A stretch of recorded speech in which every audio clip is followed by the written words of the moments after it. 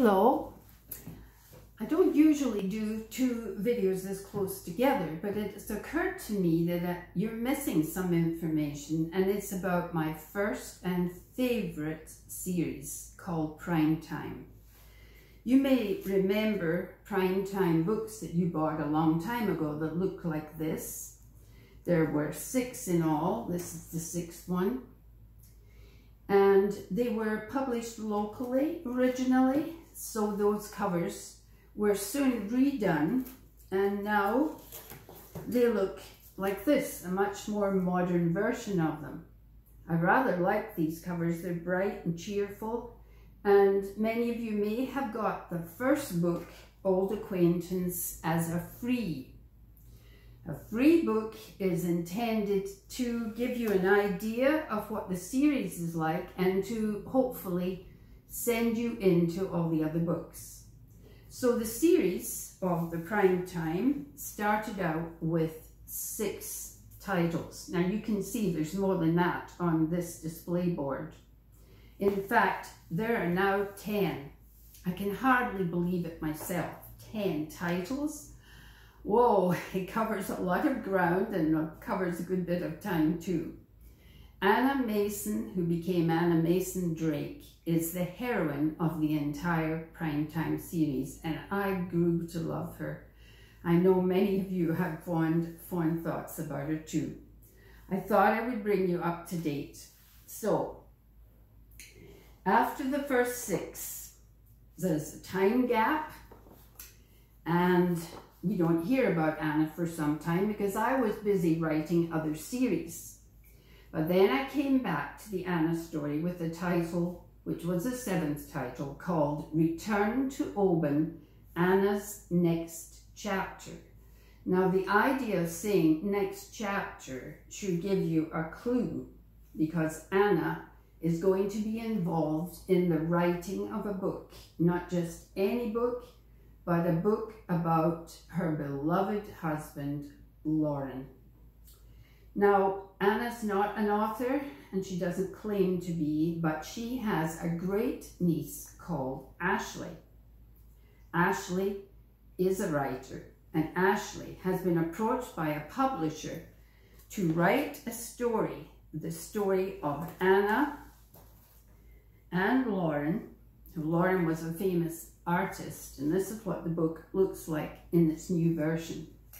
Lauren was, unfortunately, a person who died very soon, leaving a great gap in Anna's heart.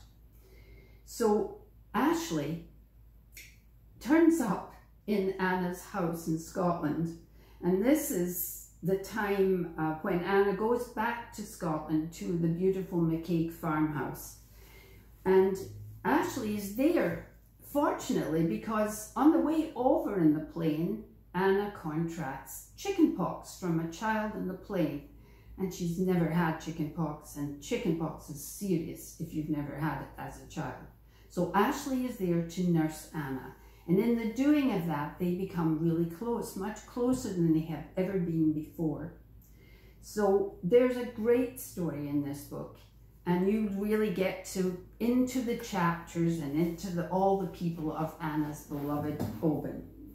You may recognize Oban from this picture. It's a picture of the harbour that comes into all of the stories. Oban is a very special place to me and to anyone who's ever read these books.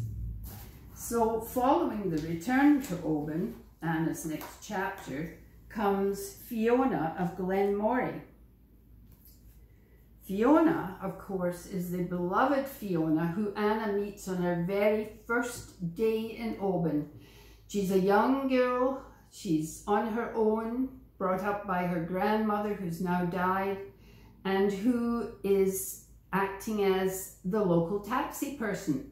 Anna meets Fiona day 1, and they have always been together ever since then. So this story circles around Fiona's life. She's now adult, she's married, she has 2 children, no, 3 children here, and she is the lady of the castle of Glenmory. She's married the laird of the castle.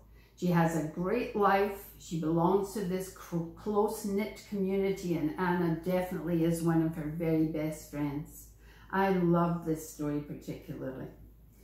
So that's that, and 8th now. So we're on to the 9th story. The 9th story is called Anna in Exile. Why should Anna be in exile? Well, many of us were in exile because of the coronavirus concerns. Anna is back in London, Ontario with her beloved brother, Philip, and Alina, who's as near to a sister to Anna as ever could be. But Anna's very worried about things going on in Oban, and she'd love to be back there because Ashley has married Edmund Jansen and they have a baby. And the McCaig house, which Ashley has granted to them for life, really needs to have an extension. So there's a whole lot going on over in Scotland. But in the time of COVID, Anna's very nervous about traveling. She's very nervous about going there on her own.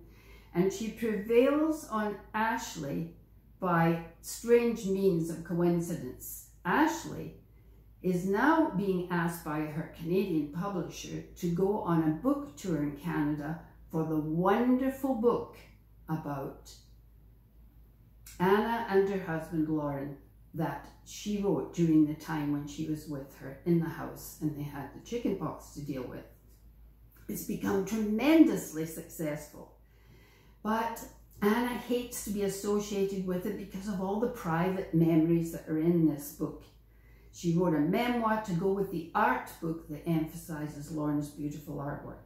However, this is all brought together, and it does happen. Anna leaves Canada before the snow comes, and off she goes with Ashley on a tour of Canada, a book tour, something entirely different for her.